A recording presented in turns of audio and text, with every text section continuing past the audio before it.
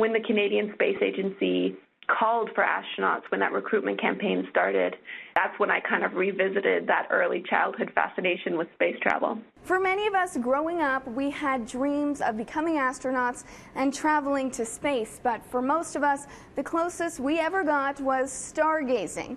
Well, for two Canadians, they made this dream a reality, reaching for the stars, and now they might just be stepping foot on Mars. This is a dream job. It's a really exceptional opportunity to be able to work on something that I and so many people are passionate about, which is travel in space. Today we recognize our new American astronauts as well as two Canadian astronauts who have trained alongside their NASA counterparts the entire way. Jenny Sidey-Gibbons and Joshua Cuttrick both hail from Alberta. Cuttrick from Fort Saskatchewan and Sidey-Gibbons from Calgary.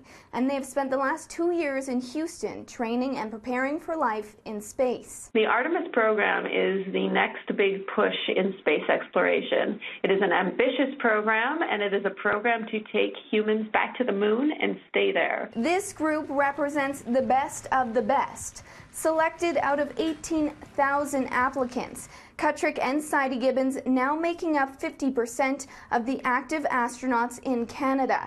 Sidey-Gibbons following in the footsteps of Julie Payette and Roberta Bondar, and maybe even beyond. One day, she could hold the most prestigious title, becoming the first woman to step foot on the moon. We went to put footprints there. That's what NASA did. But now to return with a scientific mind in the view of improving life on Earth, I think it will be wonderful what we develop and discover. The Canadian connection doesn't end there, though. The class was taught by Canadian astronaut Jeremy Hansen, the first Canadian ever to teach it. I have to tell you that Canada truly appreciates American space leadership. You have set big goals, and by setting those big goals and inviting the international partners to participate, we have accomplished incredible things together.